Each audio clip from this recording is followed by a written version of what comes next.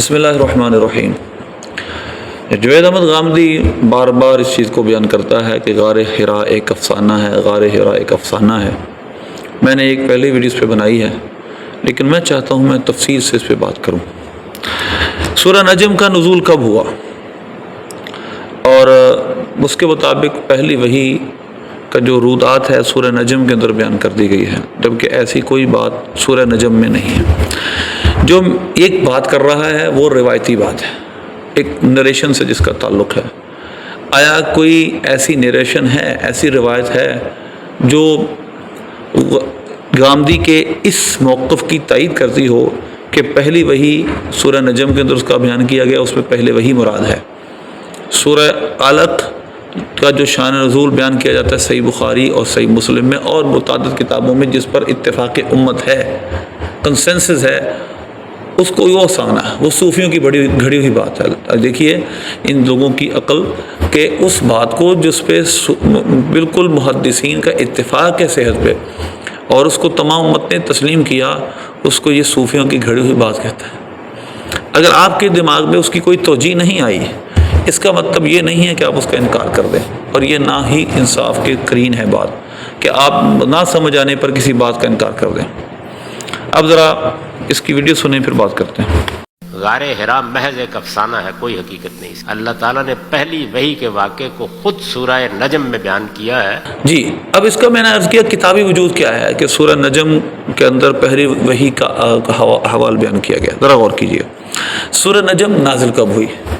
پہلی بات یہ ہے سمجھنے والی کہ جو اس نے بات کی ہے اس کا کوئی کتابی وجود نہیں، اور میں آپ کو کتابی وجود دوں گا کہ سورہ نجم کب نازل ہوئی۔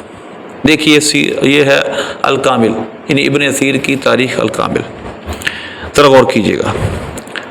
وقدموا فی الشوال سنۃ 5 من النبوۃ وکان سبب قدوم النبی صلی اللہ علیہ وسلم انه لما راى معابدة قوم له شق عليه وتمنى ان ياتي الله بشيء يقارب به وحدث نفسه بذلك فانزل الله۔ یہاں پر 5 سن ہجری کی بات ہے، اور یہ ہجرت حبشہ کی بات چل رہی ہے۔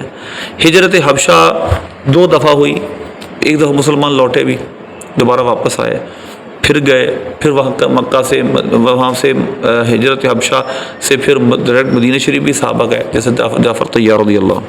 اب دیکھیے گا 5 سن نبوی کے اندر، 5 سن نبوی اعلان نبوت کے 5ویں سال اللہ فرماتا ہے، 5ویں سن نبوت کے 5ویں سال یہ آیت نازل ہوئی، وَالنَّجْمِ إِذَا هَوَىٰ مَا ضَلَّ صَاحِبُكُمْ وَمَا غَوَىٰ۔ یہاں پر ہو کیا رہا اصل، اللہ نے یہ کیوں نازل کی ہے؟ دراصل سورہ نجم کے اندر آگے جا کر افرأیتم اللات والعزیٰ ومناۃ الثالثۃ الاخریٰ ایک واقعہ ہے کہ جس میں غرانی کا واقعہ بھی مشہور ہے، اس کی سند اس کی بھی ٹھیک نہیں، لیکن کفار مکہ نے نبی پاک صلی اللہ علیہ وسلم کی طرف کچھ نازیبہ باتیں منسوب کی، تو اللہ نے فرمایا وما ينطق عن الهوى ان هو الا وحی یوحى علمه شدید القوى ذو مرة فاستوى وهو بالافق الاعلى ثم دنا فتدلى۔ پھر یہ اس آیتوں کے پھر ایک پورا اس کی ڈیٹیل ہے۔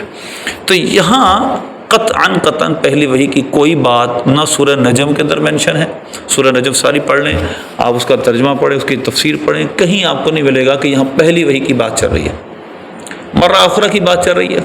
حضرت جبرائیل صلی اللہ علیہ وسلم کو 2 دفعہ اصلی شکل میں حضور نے دیکھا، ایک دفعہ غار حرا، اور غار حرا کے بعد جو وحی آئی سورہ مدثر کی، اور ایک دفعہ سورہ نجم کی جو ایک دفعہ سورہ نجم نے اس کو بیان کیا اصلی شکل میں ان کے 600 پروں کے ساتھ۔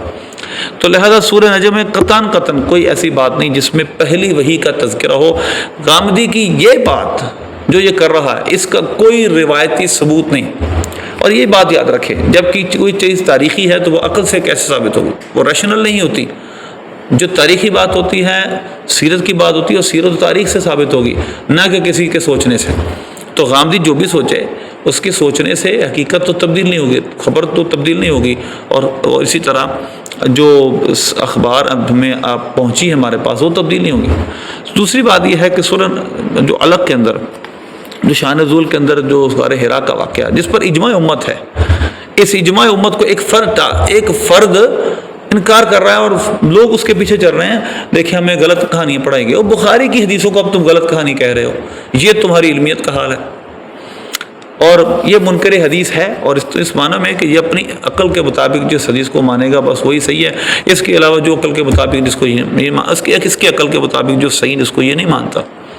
اب ذرا غور کیجیے گا، صحیح بخاری کی اس حدیث میں جو باتیں ہیں جن کی روح سے یہ کہتا ہے کہ یہ واقعہ پہلی وحی کا نہیں ہے، پہلی بات یہ کوئی ایسی بات وہاں نہیں ہے۔